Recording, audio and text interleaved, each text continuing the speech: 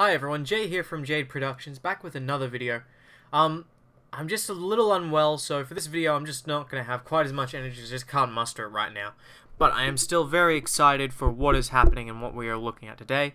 I mean, some certain events that Games Workshop has rolled up has really made me really hate them and become really salty over the past couple of weeks, i.e. the Australian prices for the Mega Gargants, and then the Australian prices for the 40k combat patrol boxes, and the fact that these prices just keep getting more and more ludicrous, and on top of that they're already silly expensive. So, but that's not the focus of today's video. Today's video we're going to be looking at what Games Workshop has showed off for Warhammer Age of Sigmar Broken Realms, the next installment, and it's really cool. They're starting off with something focused on Morathi. Now this is cool for me personally, because my partner T, he's highly invested in Morathi, in that story, and he's a fan of Dark Elves, and he plays the Daughter of Cain's.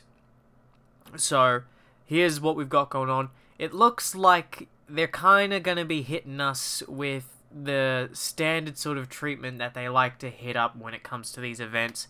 I gotta say, I really have high hopes for Age of Sigmar, simply because the campaign stuff that Age of Sigmar has always put out has always been to a better quality, in my opinion, than the campaign stuff they've put out for 40k. There hasn't been any of the 40k campaign books, particularly any since the Psychic. No, anything since the Gathering Storm. Nothing has blown me away. Like, even the Gathering Storm was kind of completely meh in its third act. Like, that third book was just sort of meh, and the other two books, they wanted to tell this story, but they weren't doing a good enough job. And it's pretty much just a case of being spoiled by the Forge World storytelling in the old Imperial Armor books, which is another kerfuffle that's going on right now. But, overall, I really am excited to see this. I'm not got my hopes up super high, even though I do intend to buy this book day one release, even though I actually have no reason to buy this book. I have no armies in it. But, they've shown us now how it's going to be laid out, and how we've got a story going on, and they give us a little bit of a hint in the names of these chapters. They're telling us about the Broken Realms rules, where they've got new campaign rules. The Realms of Battle have been changed for different subsections, basically. So we've got things like the Charred Wind Coast from Akshi, Valathrax's Maw, or Varanthax's Maw, which is in the 8 points, and then we have all new narrative battle plans, and I would really like to hope to run this and really play through this campaign, because I really love the Age of Sigmar narrative. And they've also shown off that these books, by the looks, and the format they're going with, is Battle Tome updates. And so, I reckon this might be a prelude to maybe getting a new edition of Battle Tome books, but I kind of highly doubt it. Their books are in a really solid place right now when it comes to Age of Sigmar. The system doesn't really need updating too much. It's really good. A few books need re-releases, particularly some older ones, and I could see some of that maybe happening later down the road, and to incorporate some of these. But we see here that the book for Morathi, as it's called, is going to feature Cities of Sigmar, Stormcast Eternals, Idoneth Deepkin, Daughters of Cain. So, in terms of how they're going, those 4 factions there, it technically features, Slaves to Darkness, but they don't have anything listed here in what they're shown off. But it's very interesting. It looks like they've got a couple of new different War Scrolls, they've got some new War Scroll battalions, and it looks like they've got some new allegiances. They've got Free Cities. It says it's got Free Cities battle traits. It's got some new stuff in there. The Stormcast Eternals, which are admittedly not in a fantastic place. As one of the first books to come out in 2nd edition, they haven't aged well simply because they are super not beginner friendly, and Games Workshop, for some reason, made everything else in the book trash unless it had Sacrosanct, with the exception of 1 or 2 units. And the main issue that they have is they're just way overpriced for what they do, the Stormcast Eternals. So, hopefully, whatever they do here will help give a little bit of a boost to them, as they really deserve it. There are many people have issues with Stormcast Eternals. I personally love them. I would have bought a Stormcast Eternals army, but T went and bought one before me, so... the Idoneth Deepkin are definitely a faction that has not aged the best, but are still very solid performers, very good. I don't see a lot of things super wrong with them, but I guess they felt the need to update them a bit. It looks like they're including mount traits, new war scrolls for Achillean Allopexes, the Eidolon aspects, both of them, and the Leviathan, and then it looks like they've got some new stuff, and really weirdly here, they have, for some reason, under the Idoneth tag, something that they've shown in a new preview to be Chaos stuff. Really weird, but that's looking by what they've shown us. They've probably omitted some stuff. They tend to omit stuff from these previews when they show us the full contents of the book, because it's never really the full contents of the book. But as we delve into it, and they've shown off their first official stuff, we actually have to look at some of the rules from this. So we have the God damn it. I hate elven names. Kane's Essence. Okay, so this, as they talk about, is basically a new allegiance. It's a new temple sub-faction for Daughters of Kane, and it has a basic ability where all your Mulasai and all your Canary Harpies, or Canary Harpies, get +1 to their bravery. In the words of T, hot garbage. My opinion is a little more restrained in that it's, like most sub-factions, it'll have something good, something bad, something mediocre. That's just how they roll. That's what I love about Age of Sigmar. You don't look at something and you go, that's broken, I'm gonna go with that. Where it's very rare that you get something where it's good in every aspect. So that's, there. But T, as a Daughters of Kane player, really disliked this, and he made that known to me. Not in isolation, but all of the things they showed for Daughters of Kane. But they also showed off that Zenith Kai also has a new command ability, where you use it, and you give all friendly Mulasai and Harpies, in a unit, wholly within 12 inches of one of your heroes, you add 1 to their attacks characteristics until the end of the fight phase. Or, sorry, to the end of the phase. So, T thought that was garbage. I think that's pretty great. I mean, you can take Mulasai up to 3 attacks. If you're running a larger unit, you can Witch Brew them. Again, it's a more thematic, fluffy thing for running a themed army around Snake Girls and Harpy Girls. And if you're a friend of Anime Monster Musume, like I am, that's okay with me. So, all power to you.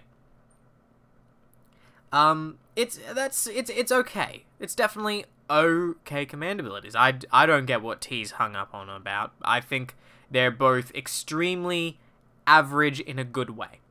So, and they have not Kane's S's, not the +1 to bravery, but at least that command ability has good synergy with the army. Most of the time, you're just going to be immune to morale anyway when you're Daughters of Kane, so it doesn't matter. The War Scroll Battalion they show off, the Shrine Brood, is really cool. I would have liked it and thought it was cooler if it could be used not on the Bloodrack Shrine, but on the Blood Cauldron, because the Cauldron is way more important compared to the Bloodrack Shrine literally being just a magic machine gun, like a mortal wound machine gun. It's a missile you fire at an opponent. It's not so deserving as to use and sacrifice Mulasai and Harpies to give it wounds. Like, you don't... So let's look at this battalion, this War Scroll Battalion. You require 2 Bloodrack Shrines. There's our first problem. Break that down right there. You only want 1 of these things. They're prohibitively expensive to run 2 of them. That's a good quarter of your army right there. Then you need to take 2 units of Bloodstalkers or Blood Sisters in any combination.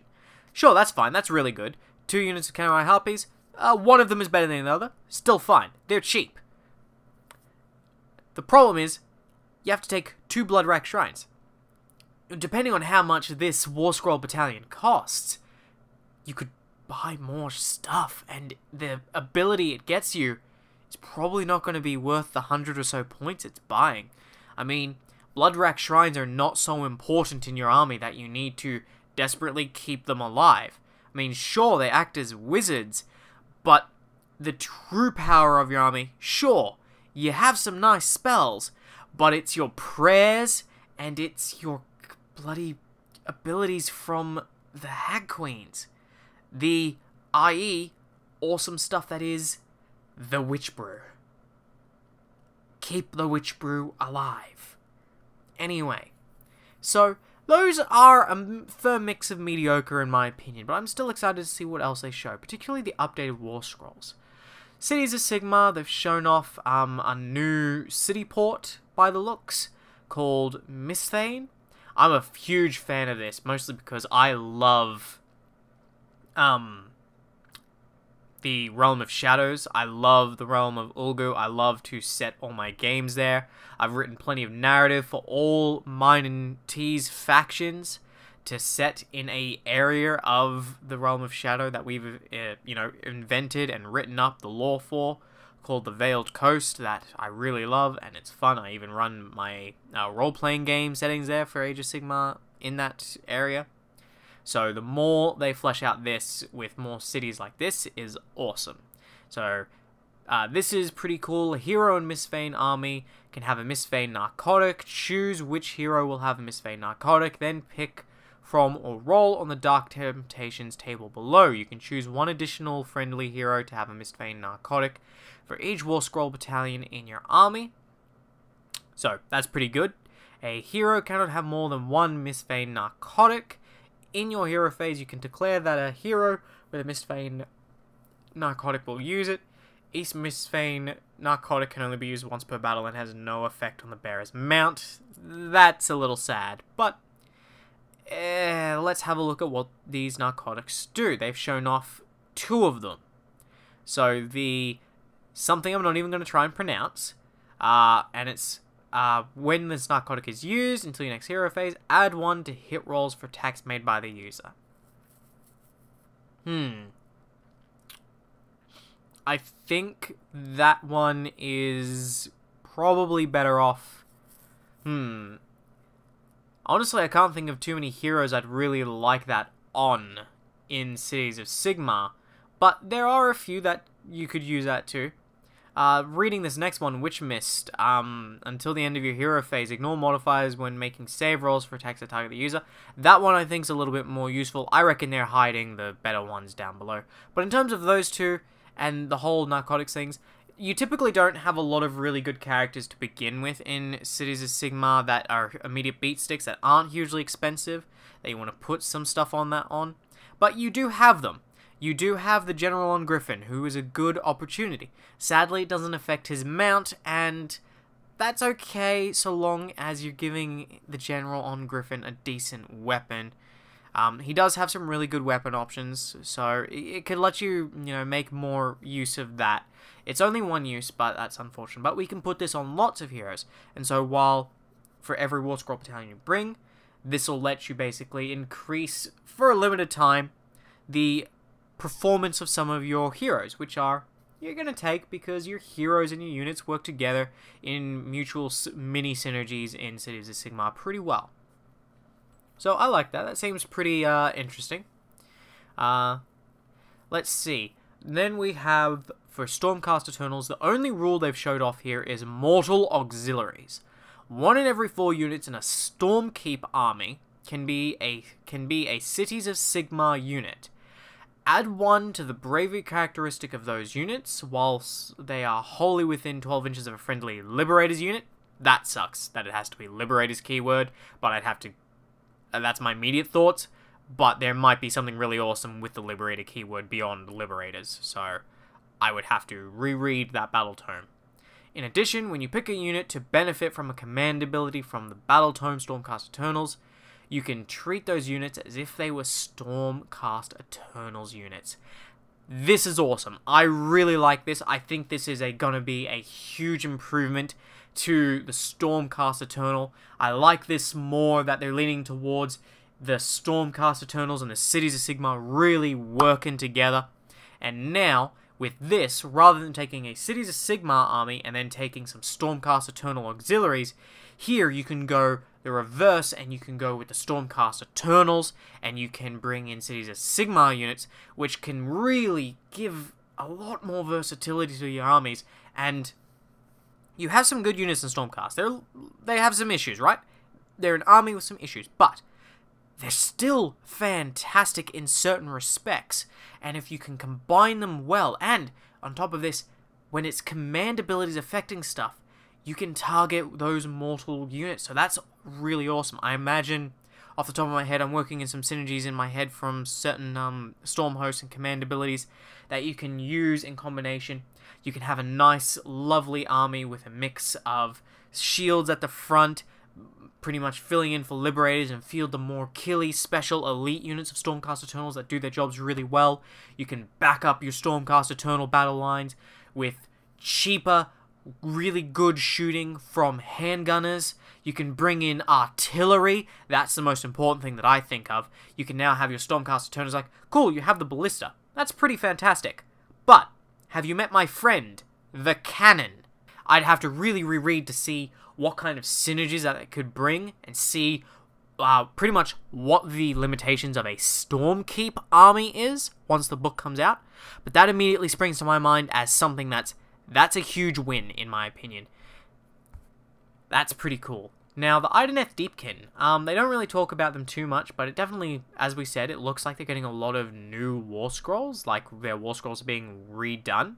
Now, of course, they update these, and then they tend to go up online in the War Scroll collections. That's pretty good. Now, they show off, apparently, ability from a new War Scroll battalion about some guy who's a King Nemitar, apparently goes around with 2 sharks at his side all the time. So, you know, that's awesome. It's pretty cool. Shark bodyguards. And add 1 to hit rolls for attacks made with barbed hooks and blades by Alapex units from this battalion that are wholly within 12 inches of the Achillean King from the same battalion. In addition, roll a dice before you allocate a wound or mortal wound to any Achillean King from this battalion. If it is within 3 inches of any Alapexes of the same battalion on 2+, you must instead allocate. That's pretty good. The King is pretty fantastic as a beat stick, really, really good. The Alapexes, I can't say anything because they're changing, so I don't know what they're changing to, so it's really hard to say whether they're not adding 1 to their hit rolls for their barbed hooks and blades is going to be good. But letting them serve as proper bodyguards sounds neato burrito. Then we've got Slaves to Darkness, another army that I'm hugely a fan of. Along with Idoneth, I really want to start an army of, but with Idoneth, I'm sort of torn between fishies. I like fishies, but I also like moo cow elves. Slaves to Darkness, we have the Idolators, which scream to me as someone who loves the word bearers in 40k. Here you have these guys who go around literally tearing down idols to false gods, false in their perspective, complete with a, you know, they only show off one thing being a special prayer, which I think is really cool. And at the start of the hero phase, you can pick one, you can say that this model will chant a prayer, so on and so forth. You pick a friendly Khorne Idolators unit within 12 inches because it's a Khorne prayer. Anyway, on a 3-up, you can reroll hit rolls for attacks made with melee weapons by that unit until your next hero phase. Cool. My first immediate thought is, I would like to put that prayer, please, on a massive unit of the Marauders. Thank you, Brain. Yeah, the Marauders are the standout unit in that army. Like, this on them, like, that's pretty good. I want that. So, overall, these are all looking pretty good for these different factions. I mean, they're not showing us a lot. I mean, the Daughters of Cain ones, they're showing us, obviously, the first impression of someone like T, who plays them, competitively plays them all the time. They're his main army.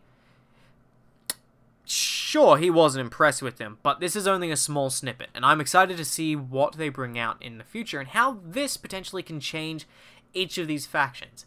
Overall, each of these factions, as this is only the first book, and they're going to keep going with this, each of these factions has pretty much, well, a couple of these are very early 2nd edition or late 1st edition armies, with the exception of Cities of Sigmar, who basically you could throw them in any book. All pretty much are, in need of a little bit of updating. They're not the most, they could do with a little bit of extra help, especially with some of the new stuff that's come along since then, because it's a thing that rules get better written as time goes by, and they figure out what does and doesn't work.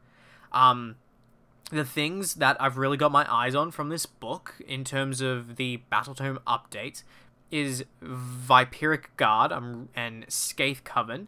That seems like they're probably, by the sounds, War Scroll Battalions. I'll be curious to see what they do. Morathi, Kane, and the Shadow Queen. That sounds pretty cool. I'm excited to see what changes they make to Morathi. Right now, she's a really good controlling unit.